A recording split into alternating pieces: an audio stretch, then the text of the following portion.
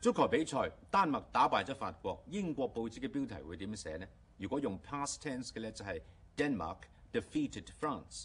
不過報紙嘅標題通常用個 present tense 嘅喎，於是講 Denmark defeat France。留意個 defeat 後邊呢冇 s 嘅，啱唔啱呢？啱，因為英國人有咁嘅習慣，一個單數嘅名詞，如果係代表一隊或者係一群人嘅呢，可以當複數。於是英國人會講 The government have。The education department have，the jury have，the committee have。